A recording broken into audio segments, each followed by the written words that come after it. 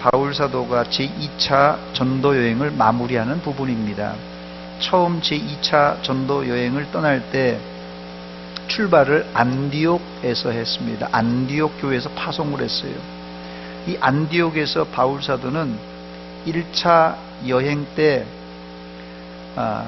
자기 멋대로 선교지를 이탈한 마가가 있었어요. 청년 마가를 이 바나바의 조카거든요. 그래서 좀 잘못한 것 있지만 이 마가를 좀 데려가자 이렇게 얘기했을 때 바울과 바나바가 크게 싸우게 됩니다. 그래서 다투고는 바나바와 바울은 따로따로 선교를 가게 됩니다. 바나바는 조카인 마가를 데리고 1차 전도 여행을 갔던 데를 다시 한번 가는데 바로 이 구브로 섬에 가게 됩니다. 사실 이 구브로는 바나바의 고향이기도 합니다. 자기 고향에 가서 고향 주민들을 이제 복음화시키겠다는 그런 마음이 있었습니다. 그리고 바울 사도는 신라를 데리고 소아시아를 향하게 됩니다. 이게 소위 말하는 바울의 제2차 전도 여행입니다. 이제까지 우리가 살펴보았듯이 2차 전도 여행은 만만치가 않았어요. 처음부터 앞길이 막혀서 고생하다가 드로아에서 마게도니아인의 환상을 보고는 아시아로 가던 발길을 돌려서 어디로요? 유럽으로 건너가게 됩니다. 유럽으로 건너와서 마게도니아의 첫성 이 빌립보에서 전도하다가 매를 맞고 감옥에 들어가게 됩니다. 그러나 이 루디아를 통하여서 빌립보 교회가 개척되고 그 후에 데살로니가로 또 베레아로 또 아덴으로 또 고린도로 이렇게 복음을 전하였습니다. 복음을 전하는 곳곳마다 바울 사도는 감사하게도 교회를 설립할 수 있었습니다. 오늘 본문은 바울 사도의 일행이 이제 거의 종착역까지 왔던 이 고린도에 머문 지 약 1년 6개월 거의 2년이 가까워질 때 다시 이제 본국 이 아시아로 돌아갈 채비를 하고 이 고린도를 떠나게 됩니다. 오늘 저와 함께 이 바울 사도가 어떤 경로로 다시 아시아로 돌아갔는지 살펴보면서 은혜를 나누기를 원합니다. 첫 번째 이 오늘 본문에 보면 지명들이 많이 나오는데 바울 사도의 이 동선을 살펴보도록 하겠습니다. 18절 말씀 보니까 배 타고 수리아로 떠났다 이렇게 기록하고 있는데 바울 사도가 고린도에서 아시아 이 수리아로 떠난다는 소리입니다. 18절 말씀입니다. 바울은 더 여러 날 머물다가 형제들과 작별하고 배 타고 수리아로 떠나갈세 했습니다. 이 수리아로 떠났다는 말은 바울 사도가 선교사로 파송했던 이 안디옥 교회에 가기 위한 행보였어요. 당시 2000년 전이었지만은 고린도에서 아시아의 주요 항구였던 이 에베소로 가는 배는 당시에 일주일에 3차례나 운행될 정도로 해상 교통이 빈번했습니다. 이 배들은 여객선이 아니고 대부분이 곡물과 물건들을 나누는 무역선이었어요. 바울 사도가 이 고린도에서 고생도 많이 했지만 교회를 세우고 척가하고 그리고 고린도를 떠나는 심정이 어떻겠습니까, 여러분? 한마디로 여러 가지 있겠지만 애처로웠을 것 같아요. 마치 직장을 다니는 어머니가 아기 엄마가 아이를 떼어놓고 직장에 가는 심정일 것이에요. 아이는 엄마와 안 떨어지려고 울고 엄마는 아기의 울음소리를 들으면서 이제 문을 나설 때 아마 마음이 미어질 거예요. 찢어질 것 같을 거예요. 아마 말도 많고 탈도 많았던 고린도 교회, 우리가 잘 알듯이 고린도 교회 말도 많고 탈도 많은 교회 아닙니까? 이 교회를 개척하고 떠나려니 바울 사도의 마음이 어땠겠습니까? 사실 말 잘 듣는 자녀보다 이 말썽꾸러기 자녀를 떼어놓는 것이 더 힘든 법입니다. 잠시 제가 지도를 한번 보고 설명을 드리도록 하겠습니다. 지도를 한번 보여주시기 바랍니다.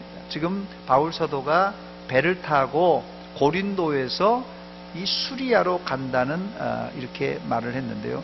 저기 이제 화살표가 좀 복잡한데 처음 안디오고부터 시작해서 쭉 한 바퀴 돌아서 고린도에까지 와서 고린도에서 배 타고 에베소에서 다시 이 가이사랴까지 오는 행보입니다.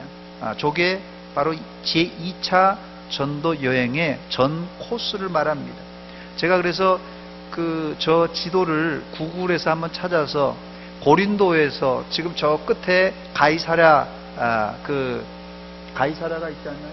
진짜 여기 가이사랴?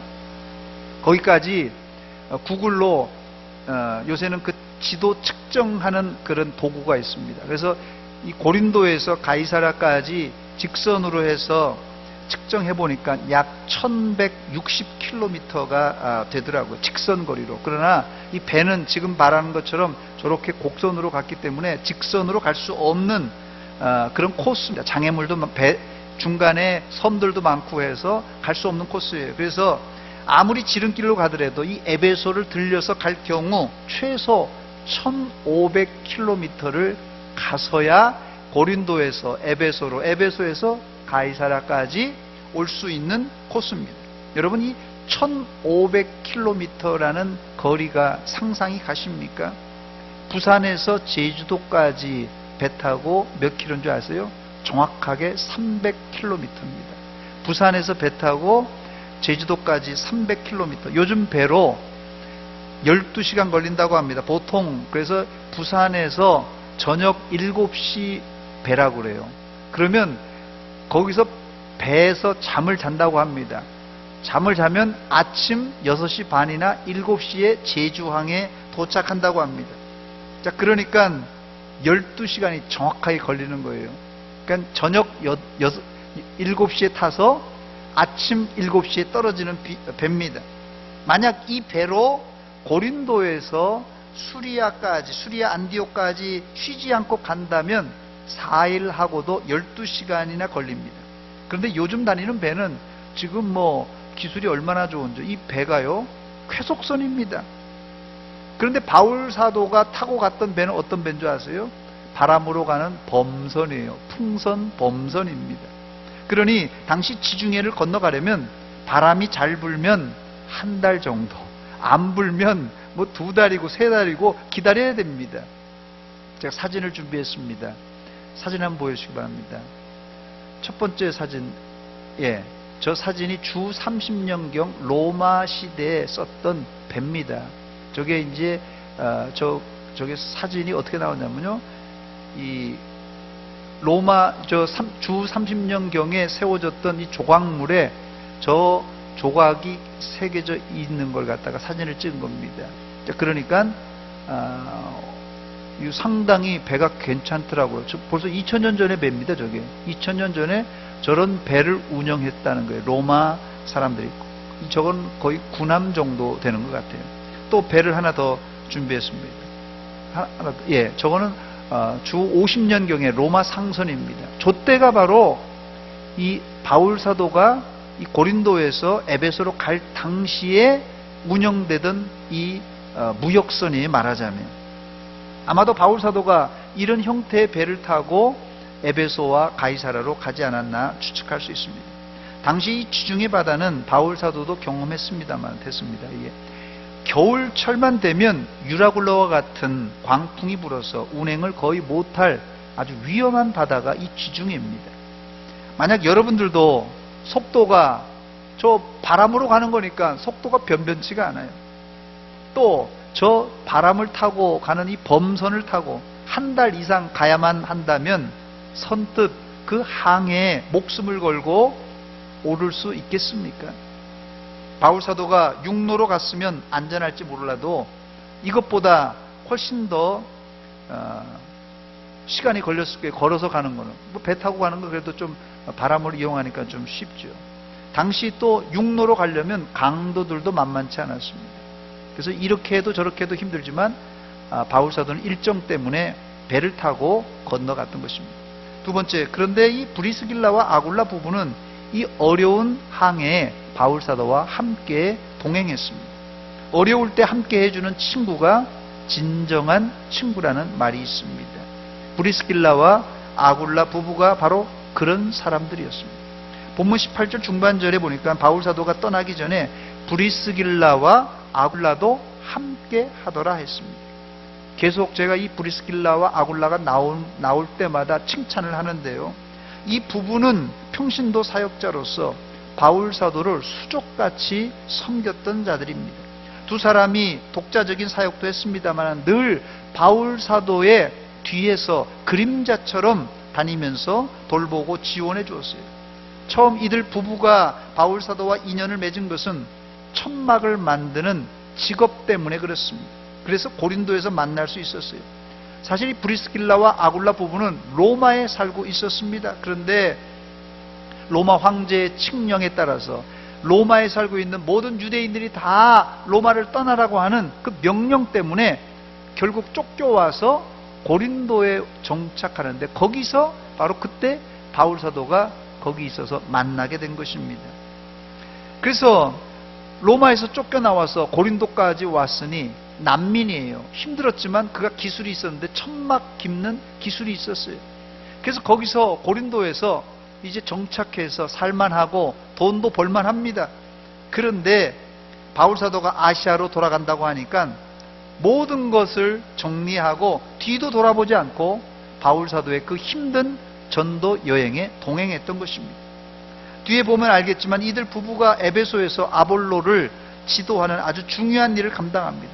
사도행전 18장 26절입니다. 그가, 이 아볼로입니다. 그가 회당에서 담대히 말하기 시작하거늘 브리스길라와 아굴라가 듣고 데려다가 하나님의 도를 더 정확하게 풀어 이르더라. 이 아굴라가 상당히 성경 지식이 많은 사람입니다. 그런데 브리스길라와 아굴라가 딱 들어보니까 이 사람이 한계가 있어요. 그래서 정확한 하나님의 복음, 예수 그리스도의 피 묻은 복음을 그에게 전수해 주었습니다. 예수님이 십자가를 지시고 죽으시자 3년 6개월 동안이나 따라다녔던 제자들은 예수님의 곁을 다 떠나버렸습니다. 그런데 이 브리스길라와 아굴라 부부는 험난한 항해와 앞으로 고난이 닥칠 줄 알면서도 바울 사도를 선뜻 이제 따라 나섰습니다. 바울 사도는 선교 사역이 힘들었지만 이렇게 자신의 곁에서 사역을 돕고 있는 이 동역자들, 특별히 디모데 같은 믿음의 아들, 실라, 또 브리스길라와 아굴라 같은 부부, 이런 사람들이 함께 해 주었기 때문에 힘든 선교 사역이었지만 큰 힘과 위로가 되었음에 틀림이 없습니다. 세 번째로 바울 사도가 고린도를 떠나서 수리아에 가기 직전에 서원이 있어서 머리를 깎습니다. 18절 하반절입니다. 바울이 일찍이 서원이 있었으므로 갱그레아에서 머리를 깎았더라 그랬습니다. 사진을 제가 3장 준비했습니다. 한번 보여주시기 바랍니다. 지금 고린도와 갱그리아라는 말이 나왔는데 저게 지금 고린도와 갱그리아 도시가 있는 지도입니다. 제가 보는 땐 이쪽 북쪽이라고 할까요? 이 북쪽이 고린도 지역입니다. 이 남쪽이 이 갱그리아입니다. 요게 갱그리아. 그래서 고린도와 이 갱그리아는 아주 가까이 있어요. 저게 선이 딱 그어져 있죠. 중간에 선이 딱 그어져 있는데 저게 그 유명한 세계 3대 운하 중에 하나입니다. 고린도 운하입니다. 사진 하나 보이시기 바랍니다. 저 지금 선이 그어졌던 게 저 운하를 말합니다. 좀 더 자세히 보이시기 바랍니다. 자, 저래서 배가 다니게 만들었습니다. 아까 지금 처음 보였던 그게 선으로 되어 있는데 좀 더 확대한 그림이 됐습니다. 지역적으로 북쪽은 고린도, 그 바로 밑에가 갱그레아입니다. 그래서 북쪽 항구는 고린도, 남쪽은 갱그레아. 그때는 바울 사도 때는 이 터널이 없었잖아요. 이 운하가 만들어진 지가 100년밖에 안 되니까 그 당시에 2000년 전에는 없었잖아요. 그러니까 로마로 갈 때는 고린도에서 배 타고 로마 쪽으로 가고 또 아시아로 갈 때는 갱그레아에서 갑니다. 만약에 이 고린도에서 아시아를 가려면 삥 돌아서 가야 되기 때문에 그래서 고린도에서 갱그레아로 온 겁니다. 우리나라도 19세기 말에 단발령이 내려져서 온 나라가 몸살을 앓았는데 과거 사회에서는 이 머리카락을 부모님이 물려준 신체의 일부라고 생각하고 상당히 이 신성시했습니다. 이스라엘도 마찬가지로 나실인으로 서원한 자는 머리를 자르지 않는 규례가 있었습니다. 나실인으로 여러분이 잘 아는 사람이 누굽니까? 삼손입니다. 삼손 같은 경우는 평생을 나실인으로 서원한 사람이었어요. 그래서 평생 머리를 깎지를 않았습니다. 뭐 이 기생에게 유혹당해서 머리가 밀렸지만 평생 자기 손으로는 머리를 깎지는 않았어요. 그런데 이 나실인의 규정에 보면 뭐 평생 이렇게 한 사람도 있지만 3개월, 6개월, 1년, 2년 이렇게 짧게도 서원할 수도 있었어요. 그렇다면 바울 사도는 갱그레아에 와서 갑자기 왜 머리를 잘랐습니까?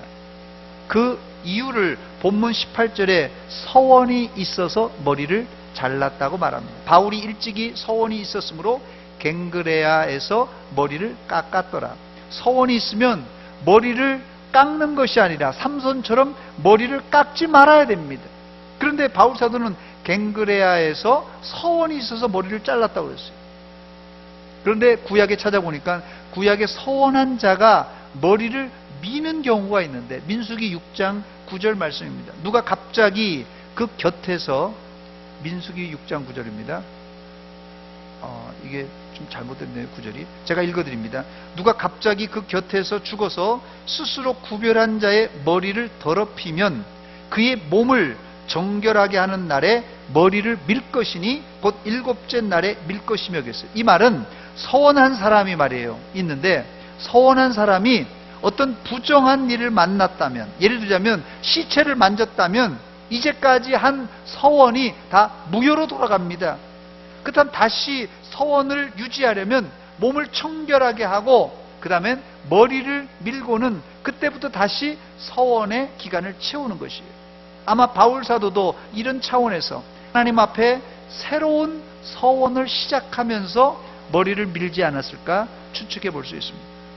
네 번째로, 그렇게 머리를 깎고 우여곡절 끝에 바울 사도의 일행은 배를 타고 에베소에 도착하게 됩니다. 본문 18절 19절을 읽습니다. 제가 바울은 더 여러 날 머물다가 형제들과 작별하고 배 타고 수리아로 떠나갈새 브리스길라와 아굴라도 함께 하더라. 바울이 일찍이 서원이 있었으므로 갱그레아에서 머리를 깎았더라. 에베소에 와서 그들을 거기 머물게 하고 자기는 회당에 들어가서 유대인들과 변론하니 그랬습니다. 긴 항해였지만 바울 사도가 탄 배는 안전하게 에베소에 도착할 수 있었습니다. 그런데 바울 사도는 도착하자마자 좀 쉬어야 될 판인데, 배멀미도 했을 텐데 회당에 들어가서 유대인들에게 복음을 전했습니다. 사실 에베소는 수리아로 가다가 잠시 거치는 도시예요. 잠시 그냥 쉬어가는 도시입니다. 그런데도 바울 사도는 그 기회를 놓치지 않고 회당에 들어가서 전도를 했어요. 바울 사도는 전도에 미쳤고 예수에 미친 사람입니다. 저를 한번 따라서 하시기 바랍니다. 전도에 미치고 예수에 미치자. 바울 사도는 전도에 미치고 예수에 미친 사람이에요.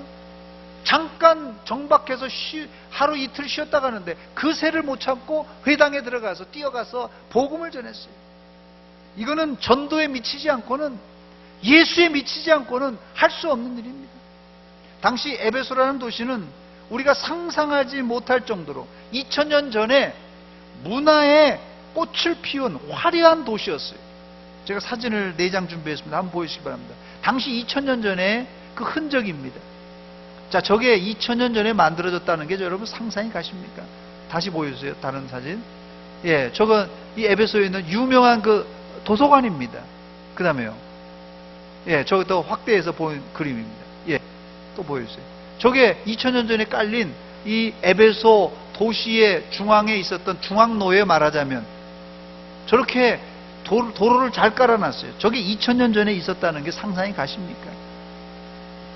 감사한 것은 짧은 기간이었지만 바울 사도가 회당에서 복음을 전했을 때 바울에게 하나님의 말씀을 들었던 사람들이 들어보니까 괜찮거든요. 그래서 바울 사도에게 우리와 함께 있으면서 하나님의 말씀을 더 가르쳐 주세요, 이렇게 요청을 합니다. 그러나 바울 사도는 단호하게 거절해요.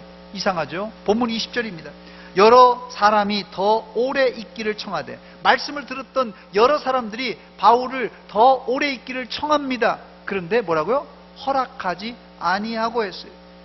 에베소 성도들은 바울 사도가 에베소에 더 머물며 복음을 전하고 말씀을 우리들에게 가르쳐 주었으면 좋겠다고 생각했는데, 왜 바울 사도는 냉정하게 뿌리치고 거절한 것입니까? 그 이유가 바로 복음의 우선순위 때문에 그렇습니다. 복음의 우선순위.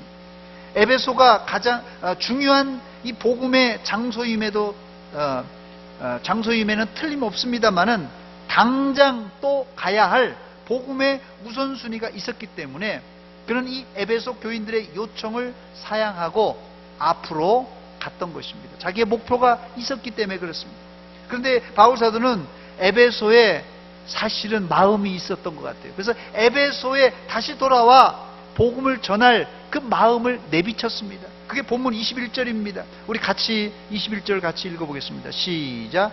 작별하여 이르되 만일 하나님의 뜻이면 너희에게 돌아오리라 하고 배를 타고 에베소를 떠난다. 배를 타고 에베소를 떠나면서 뭐라고요? 만일 하나님의 뜻이라면 내가 너희에게 돌아오리라고 그랬어요. 그런데 이게 하나님의 뜻이었을까요? 하나님의 뜻이었어요. 바울 사도는 다시 에베소에 돌아옵니다. 하나님의 뜻이란 구문이 성경 신약 성경에 32번 나옵니다. 딱 32번 나와요. 근데 바울 사도가 하나님의 뜻이라는 구문을 20번이나 사용합니다. 바울 사도는 뭘 하든지 하나님의 뜻이면 로마 교회 성도들에게도 편지하면서 2번이나 하나님의 뜻 안에서 하나님의 뜻을 따라 기쁨으로 너희에게 나가기를 원한다고 썼어요. 내 뜻이 아니라 내가 가려고 고집 부리는 게 아니라 하나님의 뜻이면 내가 너에게 가기를 원한다, 기뻐한다 그랬어요. 또 고린도 교회를 비롯한 모든 서신에 자신을 하나님의 뜻을 따라 사도가 되었다고 이렇게 소개합니다. 고린도전서 1장 1절입니다. 하나님의 뜻을 따라 그리스도 예수의 사도로 부르심을 받은 바울은 그랬어요. 하나님의 뜻을 따라 내 마음대로 사도가 되었지 않았다는 것이에요. 또 내가 복음을 전하는 것도 내 마음대로 결정하지 않고 하나님의 뜻을 따라 움직인다, 이런 말입니다. 우리가 현재 우리가 된 것은 우리의 의지가 아니라 다 하나님의 뜻인 줄 믿으시기 바랍니다. 예를 들면 제가 목사가 되고 여기 장로님들도 계시는데 또 권사님들도 계시고 우리 집사님들도 우리 성도님들이 계신데 모두가 내 뜻대로 된 것이 아니라 다 누구의 뜻이요? 하나님의 뜻이라는 말씀입니다. 아멘입니까? 그렇습니다. 목사, 장로, 권사, 집사가 된 것, 성도가 된 것이 내 뜻이 아니라 다 하나님의 뜻입니다. 즉 하나님이 우리를 자녀 삼아주시고 귀한 직분을 주셨는데, 문제는 그 이후에 우리가 하나님의 자녀로서 직분자로서 하나님의 뜻을 이루는 삶을 살고 있느냐가 문제입니다. 이게 이제 여러분의 각자 몫이에요. 어떤 사람은 하나님의 뜻을 밝히 알고 열심히 장사하여서 5달란트를 남긴 사람도 있고, 어떤 사람은 열심히 장사해서 2달란트를 남긴 사람도 있고, 그러나 어떤 사람은 아무 장사도 하지 않고 땅속에 감추어 두었다가 1달란트만 달랑 가져올 수도 있다는 말씀입니다. 그런 차원에서 여러분들은 오늘도 하나님의 뜻을 이루셨는가 한번 여러분 스스로 물어보시기 바랍니다. 아니면 내 뜻대로만 살아왔는가? 아마도 오늘 이 예배에 참석하신 분들은 내 뜻대로가 아니라 하나님의 뜻대로 살아보려고 발버둥 치시는 분임에 틀림이 없습니다. 예배 시간에, 공예배 시간에 다른 데 가 있는 사람들은 물론 직장 때문에 특별한 사정이 있는 분도 있지만, 예배 시간에 하나님의 다른 곳에 가 있다면 하나님의 뜻대로가 아니라 내 뜻대로 살려고 하는 사람일 가능성이 많다는 것입니다. 하나님은 우리에게 100%, 100점짜리 완벽한 인간이 되라고 하시지 않았어요. 대신 계속 거룩하게, 더 거룩하게 예수님을 닮아가는 사람이 되라고 하셨습니다.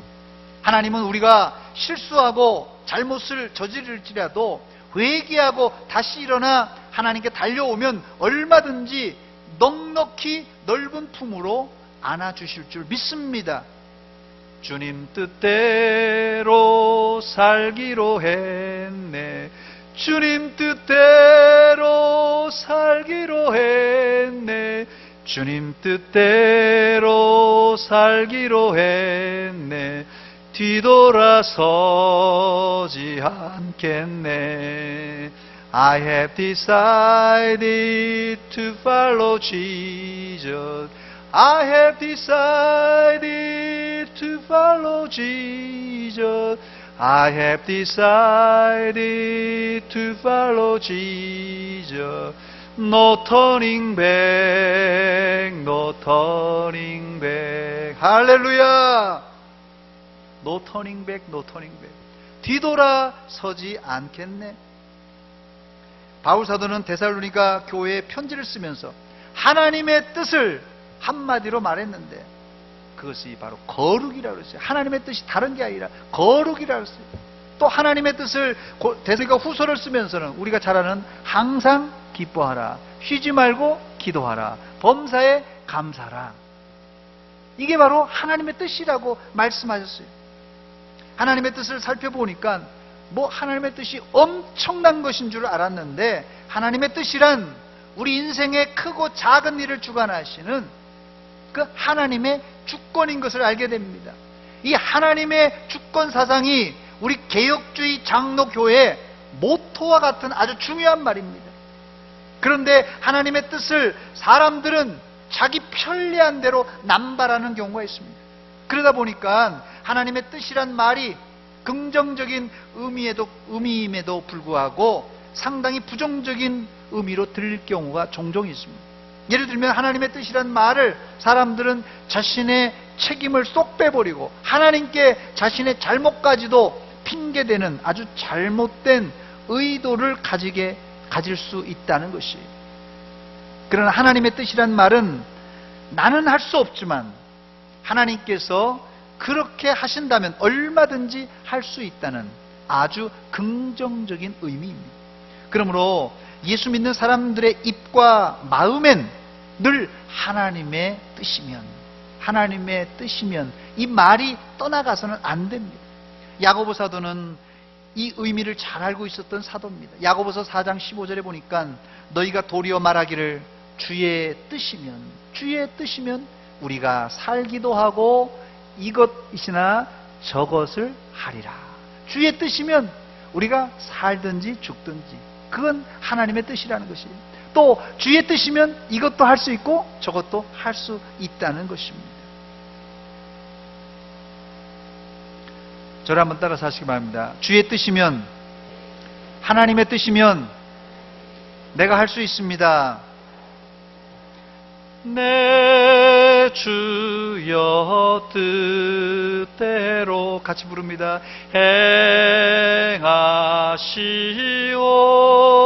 행하시옵소서. 온 몸과 영혼을 다 주께 드리니 이 세상 고락가 주 인도하시고 날 주관하셔서 뜻대로 하소서. 할렐루야. 날 주관하셔서 주의 뜻대로 살게 하여 주시옵소서. 여러분의 고백이 되시기 바랍니다. 이제 말씀을 정리합니다. 바울 사도는 우여곡절이 많았던 제2차 전도 여행을 마치고 자신을 파송한 수리아 안디옥 교회로 돌아오고 있습니다. 그때 바울의 심정이 어떻다고요? 그 심정이 어린 아이를 지금 두고 직장에 나가는 어머니 마음입니다. 그래서 사도행전 20장 32절에 밀레도에서 에베소 장로님들과 성도들에게 한 말을 통하여 그의 심정을 우리가 간접적으로 알아볼 수 있는데, 지금 내가 여러분을 주와 및 그의 은혜의 말씀에 부탁하노니 그 말씀이 여러분을 능히 든든히 세우사 거룩하게 하심을 입은 모든 자 가운데 기업이 있게 하시리라. 아멘. 신생교회들과 개척교회를 두고 가니 마음이 무겁지만은 바울 사도는 기쁜 마음으로 떠날 수 있었는데, 너희들을 이제 내가 목회했지만 하나님께 맡기고 또 자신이 전했던 그 은혜의 말씀에 부탁하고 안심하고 떠난다는 말씀입니다. 그리고 바울 사도는 전도 여행이 힘들었지만 브리스길라와 아굴라와 같은 동역자가 있었기 때문에 큰 힘과 위로를 받을 수 있었습니다. 여러분, 주의 일, 전도 사역, 선교 사역이 무엇입니까? 여러분, 주의 일이 뭡니까? 여러분, 주의 일을 해야 되는데 주의 일이 뭡니까? 내가 직접 나가서 주의 일을 할 수 있고, 직접 나가서 전도하고, 직접 나가서 복음을 전하고 선교할 수 있습니다. 그러나 앞장서서 일하는 사역자들을 돕고 그 사역자들을 협력하는 것이, 그게 뭐라고요? 그게 주의 일이고, 그게 하나님을 돕는 일이에요. 하나님의 사역을 돕는 것입니다. 그래서 직접적으로 하는 사람이 있는가 하면 간접적으로 돕는 사람이 있습니다. 이게 모두가 합력하여서 하나님의 일을 이루는 것입니다. 그리고 오늘 말씀의 주제인 이 하나님의 뜻이면이라는 문구는 우리 인생에서 만나는 크고 작은 모든 일이 내 마음대로가 아니라 하나님의 뜻대로 이루어진다는 뜻입니다. 그렇다면 그 하나님의 뜻을 우리가 알아야 되는데, 그 하나님의 뜻을 어떻게 알 수 있습니까? 하나님의 뜻은 성경에 분명히 기록되어 있고, 또 기도할 때 하나님께서 우리의 영안을 열어서 깨닫게 해 주십니다. 즉, 하나님의 뜻은 지금도 성경을 읽고 기도할 때 분명하게 알 수 있습니다. 대신에 내 고집을 꺾어야만 합니다. 내 고집을 꺾을 때 말씀을 통하여, 기도를 통하여서 분명한 하나님의 뜻을 알 수 있습니다. 사랑하는 여러분, 하나님의 뜻은 멀리 있지 않고 우리 가까이 있습니다.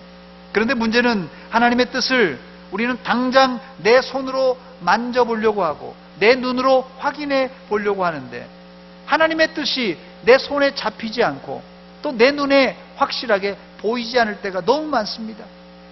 근데 사실은요, 이게 우리의 복입니다. 복. 만약 우리가 기도 안 해도 하나님의 뜻을 내 손으로 붙잡을 수 있고, 기도 안 해도 내 눈으로 하나님의 뜻을 알 수 있다면, 누가 기도하고 누가 하나님을 의지하겠습니까? 하나님 의지할 필요가 없어요. 그래서 하나님은 우리를 겸손하게 만드시고 날마다 하나님께 기도하며 교제하라고 너무나 가까이 있는 하나님의 뜻을 감추어 두신 것입니다.